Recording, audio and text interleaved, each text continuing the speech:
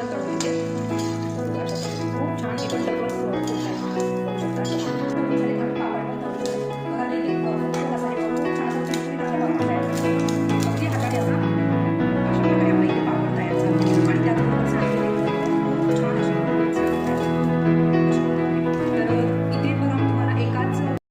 नमस्कार, प्रतिभा हेल्दी रेसिपीमध्ये तुम्हा सर्वांचं खूप खूप मनापासून स्वागत आहे। तर बघा, आपलं जे उन्हाळी वाळवणाचं जी सिरीज चालू आहे, तर त्यामधला आज तिसरा पदार्थ मी दाखवणार आहे तुम्हाला। ते म्हणजे बटाटा आणि साबुदाणा वेपर, बटाटा आणि साबुदाण्याचे पापड। तर हे साबुदाणा पापड, बटाटा आणि साबुदाणा पापड जे आहे, तर त्याच्यासाठी प्रमाण किती घ्यायचं, साबुदाणा किती घ्यायचा, बटाटे किती घ्यायचं, ते कशा प्रकारे बनवायचे, तर अगदी डिटेलमध्ये रेसिपी इथे तुम्हाला दाखवली जाणार आहे। त्यामुळे ही रेसिपी शेवटपर्यंत नक्की बघा आणि तुम्हाला आवडलीस तर आपल्या या व्हिडिओला नक्की लाईक करा आणि चॅनलवरती जर तुम्ही नवीन असेल तर चॅनल नक्की सबस्क्राईब करा। चला तर मग वेळ न घालवता आपण रेसिपीला सुरुवात करूया। तर हे बघा, इथे मी 3 किलो बटाटे घेतलेले आहेत। तर आता इथे याची जी साईज आहे, आपण अशी मीडियम पण घेऊ शकतो किंवा मोठी असेल तर मोठी पण घेऊ शकतो, कारण आपल्याला याचे पापड बनवायचे आहे। तर आता जास्त छोटी घेऊ नका, कारण याचं साल काढायला तुम्हाला जड जाऊ शकतं। तर इथे मी 3 किलो प्रमाणात हे बटाटे तुम्हाला बटाटे आणि साबुदाण्याचे पापड दाखवणार आहे। तर बघा, बटाटे स्वच्छ धुवून मी इथे कुकरमध्ये टाकलेले आहेत आणि आता याच्यामध्ये आपल्याला पाणी घालायचं आहे। आता बटाटे आपल्याला स्वच्छ धुवून घ्यायचे आहे, कारण त्याला बघा डस्ट असते, तर स्वच्छ धुतल्याने ती निघून जाते। आता यामध्ये बटाटे बुडेल इतपत आपल्याला पाणी घालायचं आहे। आता एवढं पाणी याच्यासाठी बास झालं। आता याला आपण झाकण लावून गॅसवरती ठेवणार आहोत, ठीक आहे। आता बघा, फुल गॅसवरती आपल्याला याच्या 3 शिट्ट्या काढून घ्यायच्या आहे।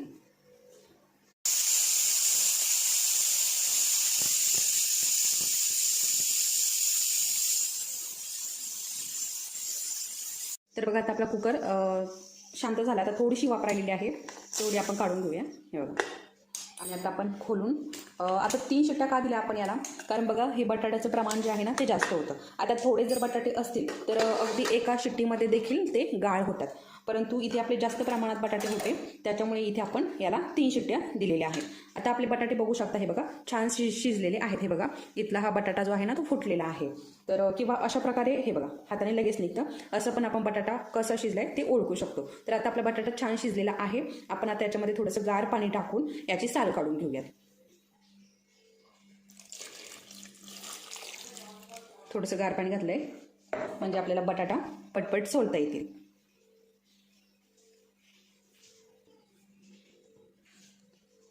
आता याच्यातलं काय करा, गरम पाणी काढून टाका आणि त्यानंतर गार पाणी टाका, कारण बघा हे बघा अशा प्रकारे आपल्याला हे सोलून घ्यायचे आहे। बघू शकता, तर अशाच प्रकारे सगळे बटाटे मी हे सोलून घेणार आहे। बघा, पूर्ण साल असं बटाट्याचं निघालेलं आहे।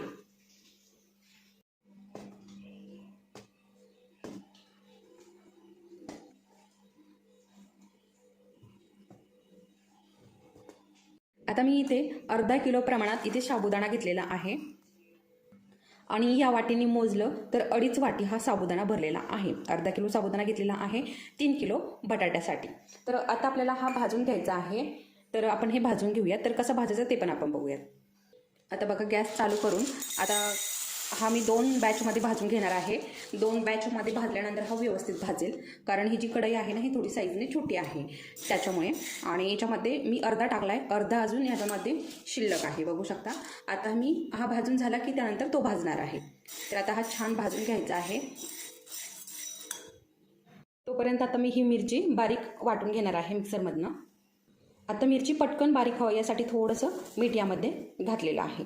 आता ही मिरची आपण व्यवस्थित अशी बारीक वाटून घेणार आहोत। तोपर्यंत बघा आपला साबुदाणा पण भाजत आहे। हे बघा, असं आदनमधनं याला पण हलवत राहायचं, एकसारखं हलवायचं आहे। परंतु सुरुवातीला कढई जी आहे ती व्यवस्थित अशी गरम नव्हती, त्यामुळे मी थोडा वेळ थांबली। आता गरम झाली कढई की त्यानंतर एकसारखं असं या साबुदाण्याला हलवत राहायचं आहे, नाहीतर तो खाली कढईला चिटकून बसतो। आता बघा, साबुदाणा भाजत होता तोपर्यंत मी ही मिरची काढून घेतली। बघा, अशा पद्धतीची ही बारीक करून घेतली। आता ही व्यवस्थित अशी बारीक झालेली आहे। अजूनही आपण हिला बारीक करू शकतो, परंतु अशी एवढी ही बारीक आपल्याला बाद झाली, ठीक आहे।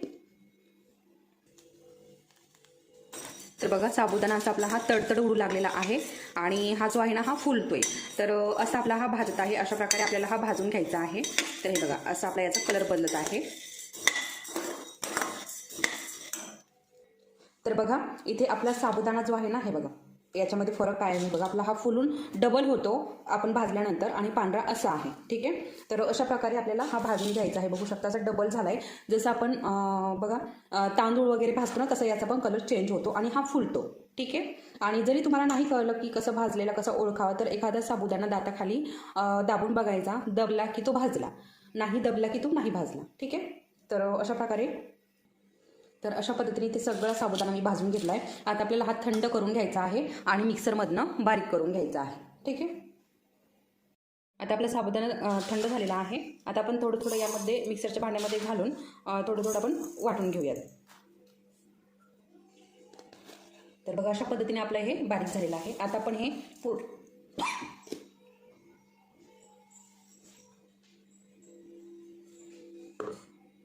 पुरणाच्या चाळणीमधनं आपण आता हे गाळून घेणार आहोत. तर हे बघा अशा प्रकारे खाली बारीक पीठ पडतंय. ठीक आहे. मग हे जाड राहिलेलं परत आपण मिक्सरमध्ये टाकून परत काढणार आहोत. तर बघा अशा पद्धतीने हे बारीक करून घेतलेलं आहे पीठ, बघू शकता. आता आपल्याला आपलं जे बटाटे आहेत ना ते आपल्याला बारीक करून घ्यायचे आहे. तर याच्यामध्येच मी करणार आहे, हे पीठ काढून घेणार आहे. तर हे बघा सगळे बटाटे आपले सोलून झालेले आहेत. आता आपण हे बारीक करायला घेणार आहोत.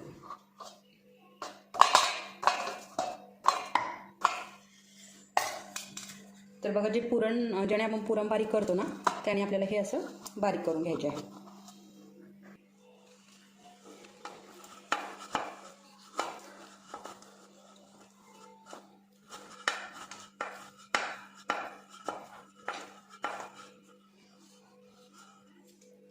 तर हे बघा अशा पद्धतीचं आपल्याला हे पूर्ण बारीक करून घ्यायचं आहे. बघू शकता खूप सुंदर असं बारीक झालेलं आहे.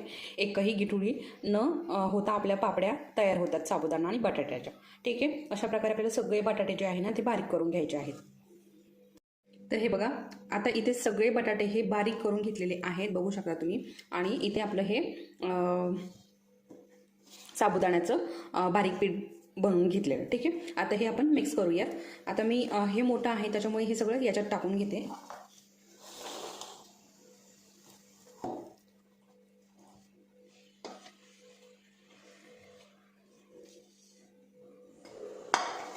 आता याच्यामध्येच आपल्याला मिरची टाकायची आहे आणि मीठ टाकायचं आहे चवीपुरतं.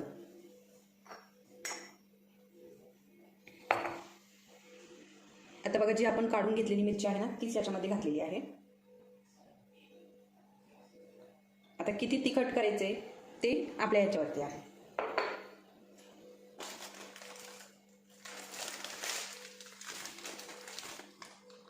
आता मीठ पण आपल्याला आपल्या अंदाजाने घालायचं आहे.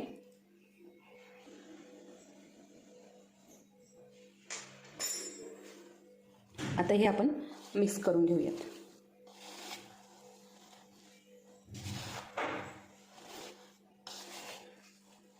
आपल्याला आता हे हाताच्या साह्यानेच आपल्याला हे व्यवस्थित असं मिक्स करून घ्यायचं आहे. आता बघा इथे आता हे पूर्ण जर साबुदाण्याचं पीठ याच्यामध्ये मुरत नसेल तर मग काय करायचं ना, थोडासा पाण्याचा हात घ्यायचा. बघा थोडंसं असं पाणी घ्यायचं, अगदी थोडंसं पाणी घेतलंय आणि परत आता हे असं आपल्याला मळून घ्यायचं आहे. बघा म्हणजे जे पीठ आहे ना ते याच्यामध्ये सगळं जाईल. तर अशा पद्धतीने, कारण हे जर निब्बर झालं तर मग आपल्याला याची पापड बनवता येणार नाही. तर अशा पद्धतीने मी दोन्ही हाताने हे मळून घेत आहे. तर अजून थोड्या पाण्याची गरज आहे इथे. आपल्या बेताबेतानेच पाणी घालायचं आहे, जास्त पाणी घालायचं नाही.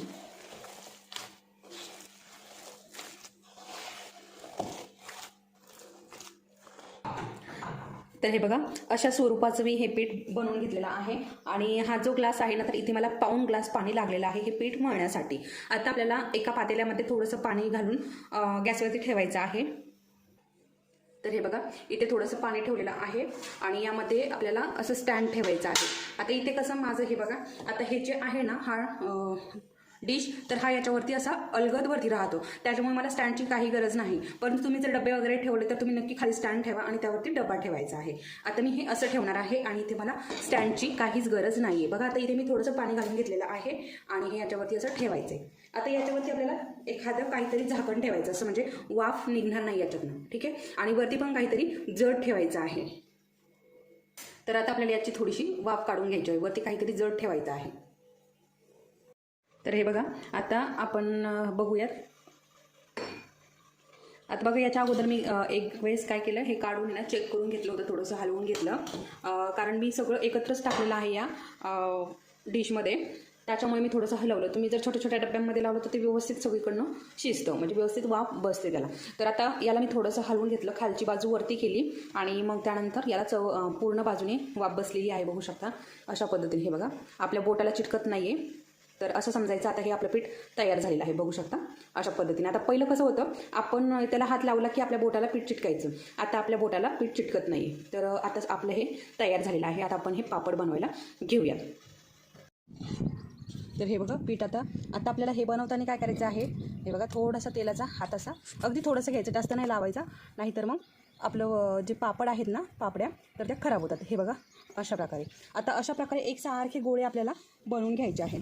तर हे बघा अशा पद्धतीने एकसारखे असे गोळे आपल्याला दोन्ही हाताला थोडं थोडं तेल लावायचं आणि एकसारखे हे गोळे बनवून घ्यायचे, म्हणजे आपले पापड जे आहे ना तर एकसारखे येतील. हे बघा थोडंसं तेलाचा हात लावला की मग आपल्या हाताला ते चिटकत नाही. आता पीठ परत आपल्याला झाकून ठेवायचं आहे, नाहीतर ते गार झाल्यानंतर पण आपले पापड्या जे आहे ना ते बनत नाही.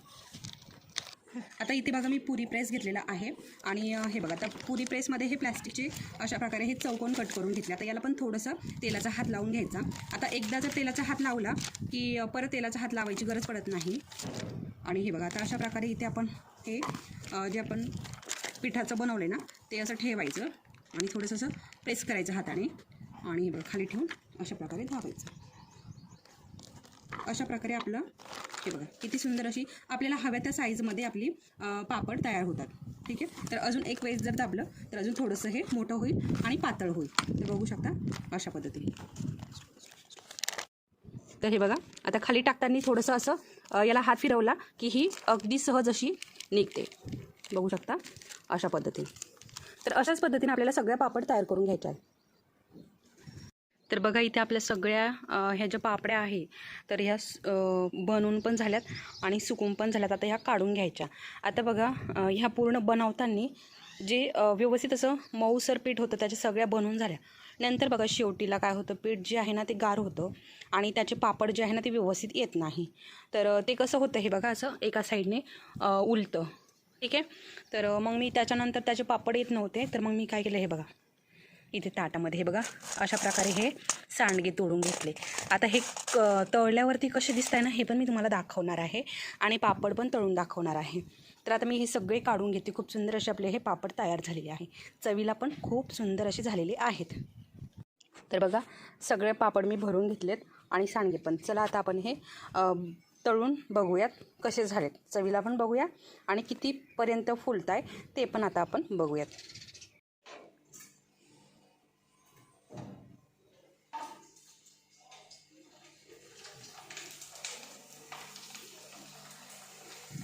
तर हे बघा किती छान असा आपला पापड फुलतोय, बघू शकता. अजिबात लाल वगैरे काहीही झालेला नाही, ठीक आहे. तर आपण हा बघा दुसरा तळून घेऊयात आपण. बघू शकता किती सुंदर आणि दुपटीने फुलतोय पापड आणि पांढरा शुभ्र तयार झालेला आहे. तर हे बघा आता आपण हे सांडगे पण तळून घेऊयात. तर हे बघा अशा पद्धतीने खूप छान हे पण डबल फुलत आहे, बघू शकता अशा पद्धतीने. आता आपण हे पण काढून घेऊया. हे बघा अशा पद्धतीने आपले सांडगे पण इथे तळून झाले.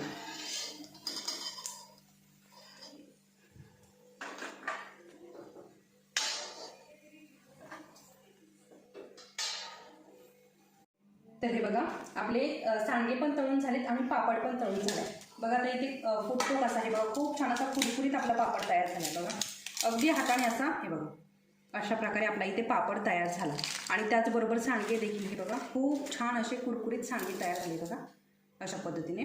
तर इथे बघा मी तुम्हाला एकाच सारणापासनं पापड पण कसे बनवायचे आणि सांडगे पण कसे बनवायचे. आता हेच आपण पापडसाठी जे सारण बनवलंय, जे मिश्रण बनवलं त्याचपासून आपण हे सांडगे बनवलेले आहेत.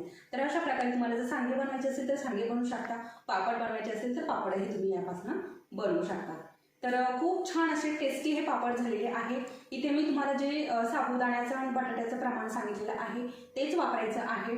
तर आणि सेम त्याच पद्धतीने प्रोसेस करायची आहे. इथे मी साबुदाणा कसा भाजायचा ते देखील सांगितलेलं आहे. साबुदाणा जेव्हा फुलेल, आपण जेव्हा कढईमध्ये भाजतो तो फुलला की त्यानंतरच तो काढून घ्यायचा आहे, कारण तो मिक्सरमध्ये व्यवस्थित बारीक होतो आणि पापडही आपला असा पांढरा शुभ्र तयार होतो आणि खायला देखील तो खुसखुशीत लागतो आणि तेलकटही होत नाही. बघा तुम्हाला पापड अजिबात इथे तेलकट कुठेच दिसणार नाही. हे बघा किती सुंदर असं तयार झालं आहे, अजिबात तेलकट नाही. ठीक आहे, तर ही रेसिपी तुम्हाला नक्कीच आवडेल आणि ही रेसिपी नक्की करून बघा. आवडलीच तर व्हिडिओला लाईक करा, चॅनलवरती नवीन असाल तर चॅनल सबस्क्राईब करा. परत भेटूयात, तोपर्यंत धन्यवाद.